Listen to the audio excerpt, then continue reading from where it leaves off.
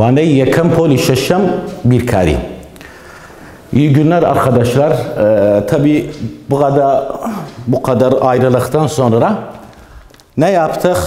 O zaman durduğumuz yerden derslerimize başlamak istiyoruz. Tabii ki herkese şifalar dilerim. İnşallah bu durumda geçer, hepimiz için geçer. Tabii bugün bir ders, o da matematik dersi. Formülleri kullanmak, yani yasaları nasıl uygularız? Bazıları okumuş bu konuları, bazıları okumamış. Yani öğrencilerimiz için. Tabii ki bunlar nedir? Bunlar hepsi, yasalar. Bu yasalar nedir? Bu yasaları herkesin ezberlemesi lazım. Çünkü bu yasalar eğer mesela şimdi bu yasalar eğer sınavlarda bu yasalar gelirse bu yasalar sizin için tabii ki yazılmaz. Onları ezberlemeniz lazım. Bunlar ne için? Ezber için. Ezber için. Tabii ki bunları ezberlemezseniz uygulamazsınız konuyu yapamazsınız. Çünkü bu onun tam kural için. Tabii ki bunlar nedir? Burada biz uzunluk nasıl çıkartırız biz? Uzunluğun nesi var? Yasası var. Uzunluk nedir? Hız çarpı zamandır. Bu da Fahrenheit derecesini çıkartmak, bu da yüzdelik derecesini çıkartmaktır. Mesela ben şimdi okulda bir soru sizin için getirsem nasıl olur? Önce sayıları size veririm. Sonra o sayıları bu yasalara göre o sayıları çıkartırsınız. Mesela bizim burada neyimiz var? Şimdi yasamız dedik var. Yasaları kullandıktan sonra bunları biz yaparız. Mesela burada 50 C'miz var. 50 C. Ya da 50 C. 50 C olduğu zaman ne yaparız? Bunları kullanırız. Nasıl kullanırız? Şimdi ben bunları size söylerim. Ya da 32 F'miz var. Ya da geldik uzunluk çıkartmak için hız çarpı zaman. Tabii ki bu da nedir? Bu da aynı yasayı kullanmak için bunları yaparız. Tabii ki siz bize bunu tekrar sizin için tekrarlarım. Mesela şimdi gelelim buraya. 50C. 50C'yi nasıl biz kullanırız? 50C'yi kullanmak için hangi şeyi kullanırız? Yasayı F eşittir 2 parantez arasında 9'da 5 C artı 32. Bunu 50 için kullanabiliriz. Nasıl kullanırız? Geldik bu şeyi yazarız. Yasayı burada yazmak lazım. Nasıl? Aynı yasayı yazmam. Yasa nedir? Yasa benim aklımda, fikrimde, onu ezberlemişim. Bu yasayı yazarım. Nasıl? F eşittir. Nedir bu? 2 parantez arasında 5'te 9. 5'te 9. Tabii ki bu C, bu kesir arasında hiçbir işareti yoktur. Bu işaretlere bakarken bu işaretin ikisinin arasındaki işaret nedir? Bu ikisinin arasındaki işaret çarpıdır. Çarpını yaptıktan sonra bu defa C. Hangi sayı verilmiş bize? 50. Bu C'nin yerine 50'ni kururuz. 50'ni kururuz, parantezi kapatırız. Artı ne? Artı 32. Artı 32. Bunu kullandık. Bu defa gelelim bunu yazalım. Nasıl yazalım? Ne yaparız? Bu defa bunu kullanalım. Eşit F yaparız. Eşittir. Bu parantezden ilk önce ne yapmamız lazım? Kurtulmamız lazım. Bundan nasıl kurtuluruz biz? Peki. Şimdi ne yaparız biz? Bundan kurtulmamız lazım bundan. Ne deriz? Peki bu 5'te 9'dur çarpı 50. 50 ile 5 acaba bölünür. Evet bölünüyor. Şimdi burada 5'te kaç 5 var? 1. 50'de kaç 5 var? 5'te. Bu 1 var. Bu 0'da koruk oldu kaç? Oldu 10. Bunun arasındaki ne oldu indi biz burada? Burada ne yaparız bu defa?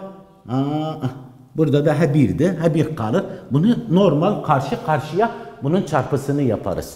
Peki 9 çarpı 10 etti kaç? 90. Onu da geldi artı 32 eşittir. 90 artı 32. 90 artı 32 etti 122. Kaç? 122. 122 olduğu zaman bu defa ne yaparız? Bu canın kullanması için diyarız F eşittir. Kaç? 122. Bunun fehranatik derecesi kaçtır? 122 derecedir. 122 derecedir. Peki burada bunu çıkarttık. Bu defa ne yaparım? Bu defa kalkak şeyi kullanır. 32 o dereceyi çıkarttık. Şimdi 32 Fahrenheit'i çıkartalım. Nasıl çıkartarım bunu? Aynen F'nin 32'sini C ile kullanırız. F'nin 32 F'nin hangi yasayı kullanırız?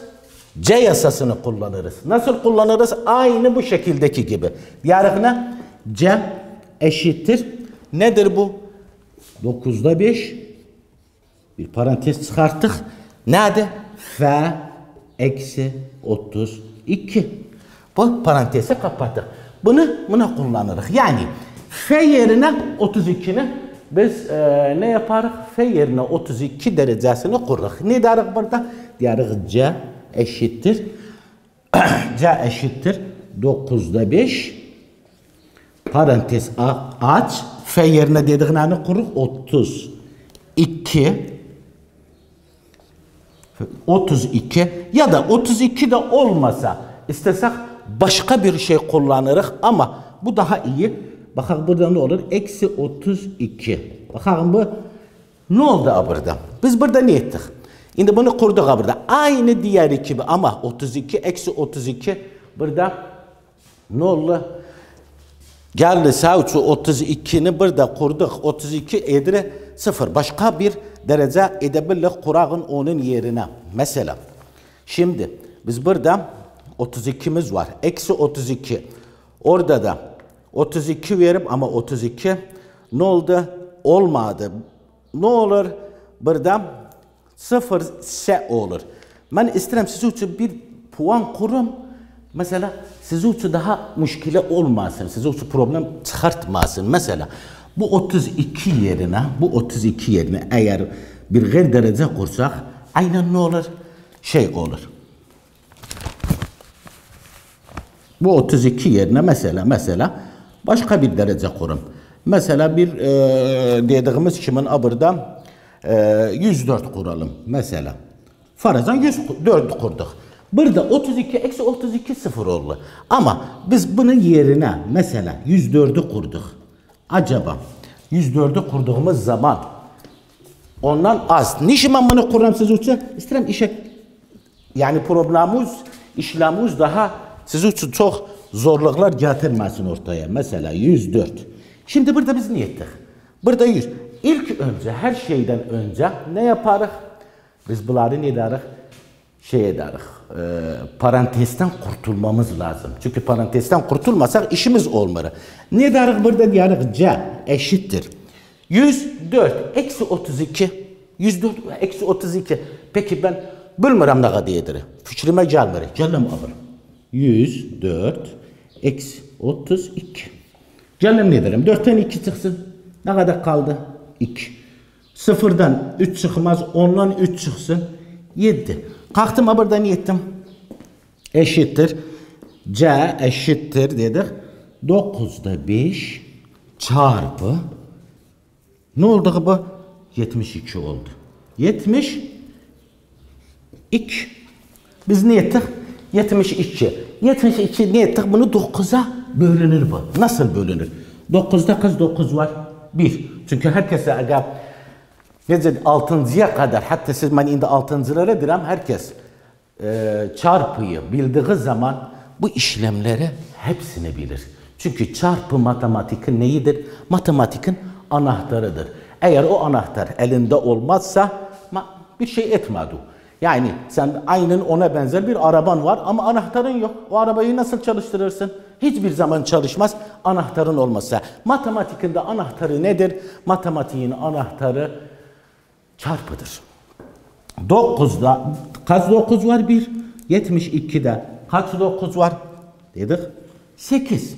Şimdi ne ettik biz? 8. Bu 6 zaten 1'dir, eşittir. 5 çarpı 8 etti 40. Yani burada 104 feni kurduk. C eşittir kaç? C eşittir 40. Bu şekilde tabi bunları biz istimal ederek bunları kururuz. Eğer bu yasaları siz eğer kullanırsanız bu yasalar hepsi o yasalara göre bunları yaparsınız ve bunların çözümünü yaparsınız. Yani yasa en önemli bir şeydir. Yasayı kullan, bunları da üzerine uygula. Uyguladıktan da sonra işin tamına doğrudan olur, yapılır. Şimdi biz nereye gelelim? Uzunluk, hız çarpı zaman. Mesela bizim burada ne verip bize? Hız burada. Nasıl şöyle desem, hız eşittir mesela 4. Tamam. Zaman Z ile yazdım. Eşittir 5. Ama burada ne? Uzunluk verip uzunluk eşittir boşluk. Biz ne yaparız? Ben sizden ne isterim? Diyorum mamcığım, uzunluğu çıkart. Peki uzunluğu ben nasıl çıkartayım? Ya nasıl çıkartayım eğer bilmiyorsam? Ama öğretmen bana ne vermiş? Öğretmen bana kuralları vermiş, yasaları, formülleri kullanmayı öğretmiş bana. Peki hızın şeyi nedir? Ya nasıl kuralı nedir? Peki ben ezberlemişim. Ya ezberlemedikten sonra nasıl bilmem bunu? Peki hız verilmiş bana. Zaman da verilmiş bana. Peki kural nedir? Uzunluk eşittir hız çarpı zaman. Peki hız var, zaman da var. Aha. Ne derim burada? Diyelim uzunluk eşittir hız. Hız kaçtır? 4. Hız yerine 4 yazarım. Çarpı zaman kaçtır? 5. Eşittir 4 çarpı 5 20. Yani bu boşluğun yerine ne koyarım? Bu boşluğun yerine 20 kurdum. İşim halloldu. Bazen de yanlışlıkla verir bize. Yanlışlıkla verir. Mesela hızı vermez ya da zamanı vermez ya da uzunluğu vermez. Onun da sen bilmen lazım. Çünkü bu denkleme ait bir şeydir. O yüzden mesela bu ikisini biz burada ne ettik? Bunları uyguladık ya. Bunları uyguladık. Bunları uyguladıktan sonra bu şeylerimiz tamam. Tamam olduktan da sonra ne yaptık? Kuralları kullandık. O kuralları kullandıktan sonra ne yaptık? Bunları uyguladık onun üzerine. Burada hız verdim. Bazen ne ederim? Hız vermirəm ben. Hız vermirəm. Ya da zamanı vermirəm. Ya da uzunluğu vermirəm. Mesela hız, burada diyarıq. Hız eşittir ne? Boşluk. Zaman nedir? Zaman eşittir mesela 20. Uzunluk eşittir mesela 4. Hızımız var. Biz ne ettik? Kullanalım. Uzunluk eşittir hız çarpı zaman. Hız çarpı zaman. Peki. O uzunluğumuz kaçtır? Uzunluk yerine 4 eşittir. Peki hızımız var? Yoktur. Hızımız yok. Boşluktur. Mesela hız yerine bir şeyime göre bir harf kururum. Mesela M çarpı zaman kaçtır? 20. 20. Peki ben bunu kullanmak için nasıl kullanırım bunu? Bu hızı tabii ki bu hızı kullanmak için bir şeyler yapmamız lazım. Çünkü siz 6'ya ulaşıp siz 6'da bunlar mutlaka vardır. 6'da bunlar vardır. Ne derim burada ben? Diyelim m eşittir 20. Bu çarpı olur bölü 4 eşittir 5. Yani m eşittir 5. Bu m hız yerinədir. Yani aynen hızın şeyini de kurabilir. Ha bir fark. Hızın şeyini de kurabilir. Ha. İstemez mi kurağın? M yerine edebilir hız da kurağın. Mesela ha. Burada da ha. Burada da ha. Şimdi ha eşittir kaçtır? 5'tir. Peki ben orada hız vermemişim. Burada normal 5'i yazarım. Hiçbir müşkilem de yoktu. O yüzden formülleri kullanmakta ne yapmamız lazım? Bu yasaları ezberlememiz lazım. Bu yasaları da ezberlerken ne yaparız?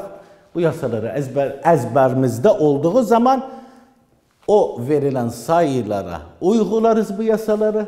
Uyguladıktan da sonra normal her birisi adım adım birer adım gel bunlarla mutlaka sonucu doğru çıkacaktır. Çünkü sonucu doğru yasaları kullanmak için yasaları doğruna kullandığın zaman bu sonuçlar mutlaka doğru çıkacaktır. Anlam. Biz şimdi bak bunları anladınız. Eğer anlamayıpsanız ben bir de iade ederim siz için. Yani burada bizim önemli hedefimiz nedir? Buradakileri size ulaştırmak. Buradakileri size etmek. Mesela burada eğer anlamayıpsanız ben bir de iade ederim siz için. Neyse bir de tekrarlarım. Çünkü bu bizim hedefimiz nedir? Sizi anlamanızdır. Eğer anlamayıpsanız ben bir de iade ederim siz için. Yani biz burada ne ettik? Biz burada dedik yasaları kullanmak. Yasaları kullanmakta nedir? İlk önce bu 3 yasayı ezberleyeceksin. İlk önce bu 3 yasayı ezberleyeceksin. F eşittir. Bir parantez aç. 5'te 9 C parantezi kapat artı 32. C eşittir. 5'te 9'da 5 bir parantez aç. F eksi 32.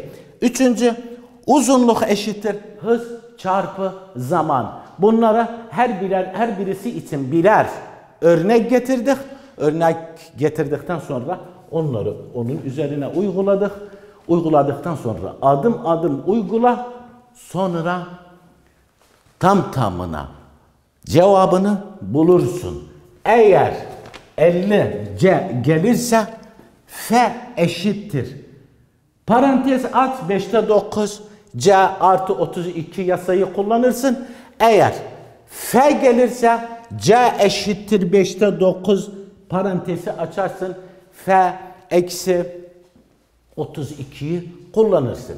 Mesela burada bizim neyimiz var? Başka bir şey halledim siz için. 100 S'miz var. 100 S. Burada 100 S. Tabii ki bunlardan tekrarımız var. Tekrarımız olduğu için de mesela şimdi buranı sildik. Başkasını çözelim. Hatta siz için daha fazla açık olsun. Ben siz için tekrar iade ederim bunu. Tekrarlarım. Niçin? Sizin için açık olması için. Mesela gel 100 S'miz var. Öğretmen bana öğretti 100 S nasıl kullanılır. Mesela burada 100 S'miz var. 100 S. Aynı şekilde S verilip bana. Derece verilip. S'yi kullanmak için dediğin aksini kullanırız F. F eşittir. Bir parantez açarım. 5'te 9 dedik bu ikisinin arası C ile kesirin arası. Çünkü işaret yoktu aralarında. İşaret olmadığı için bu nedir daima? Çarpıdır. C yerine neyi kuram? 100. C yerine neyi kurduk? 100. Parantezi kapatalım. Artı 32. Artı kaç? artı 32. Ben bunu tekit ederim hatta anlayasınız. Artı 32. Şimdi f eşittir. Bizim ilk öncelediğimiz nedir? Parantezden kurtulmak. Eğer bir işlem içinde parantez görürseniz ilk önce parantezden kurtarın. Mesela burada ne yapalım? Bu çarpıdır. Çarpım. Eğer bunun altına 1 kurursak 100'den 1 bölünür. Hayır, bölünmez. 5'ten 9 bölünür. Bölünmez. Peki karşı taraf için. Mesela 9'dan 1 bölünür. Hayır. 100'den 5 bölünür. Evet. 100'den 5 bölünür. Nasıl? 5'te kaç 5 var? 1. 100'de kaç 5 var? Şimdi 10'da kaç 5 var? 2. Bu sıfırı da kur yanına. Bitti. Hiçbir müşkile yoktu.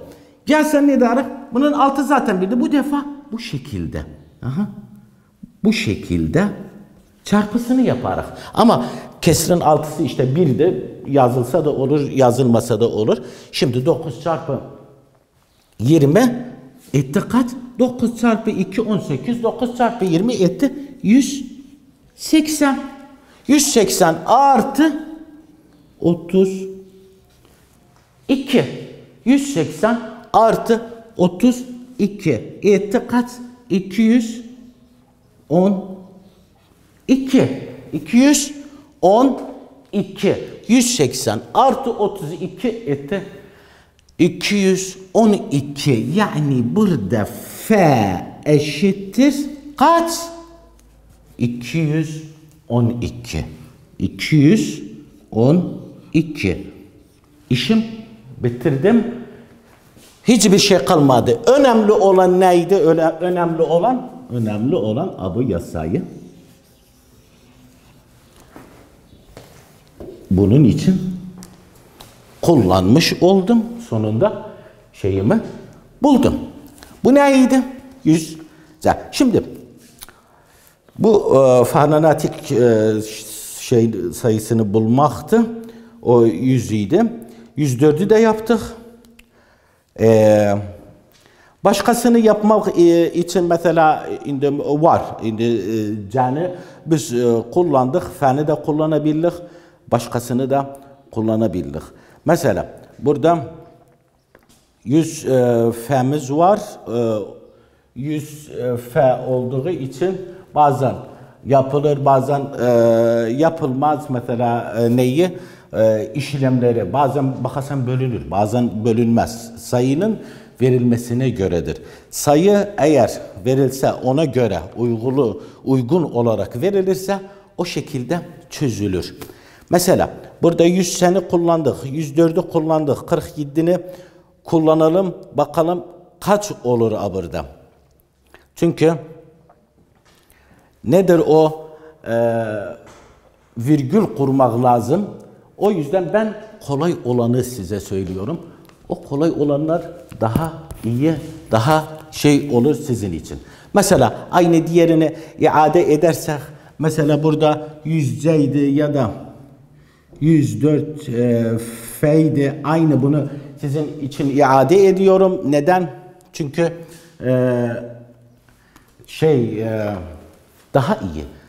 Tekrarlamakta daha iyi bence fayda buluruz. Tekrarlamak için. O yüzden eğer tekrarlasak bunu daha iyidir. Hatta siz de daha iyi bunu anlayasınız.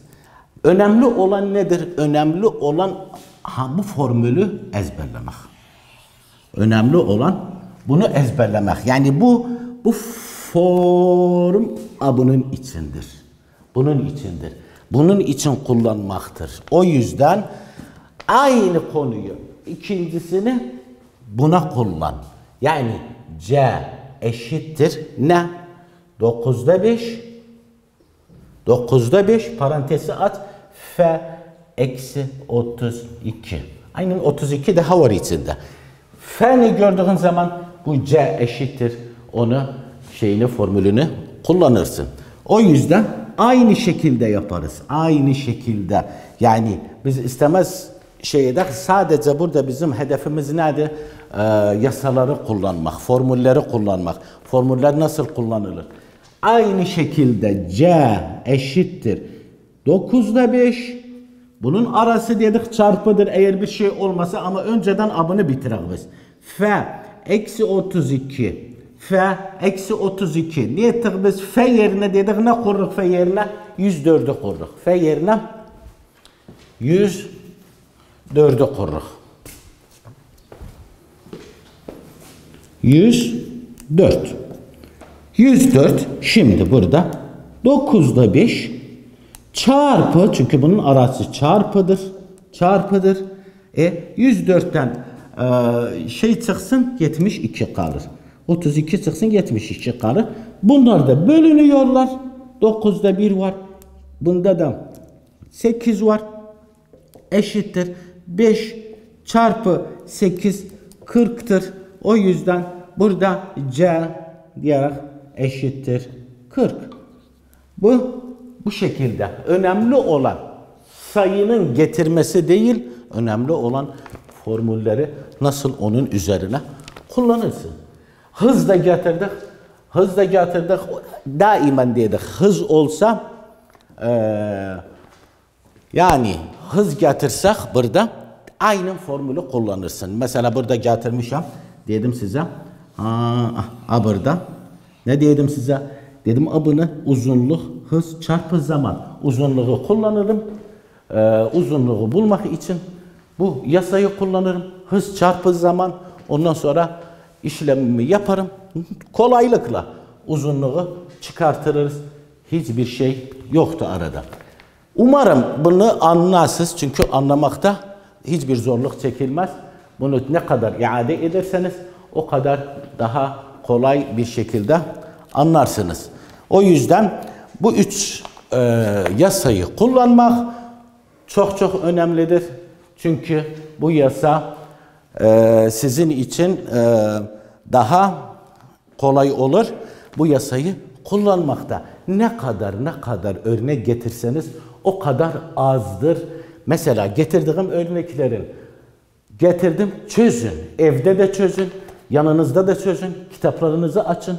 Kitaplardaki örnekleri çözün. Bakın nasıl olur. Sen ne kadar yasaları kullanırsan o kadar kolay olur senin için. Sizlerden de hepinize başarılar dilerim. İnşallah görüşmek üzere başka bir vakitte. Sağ olun, var olun.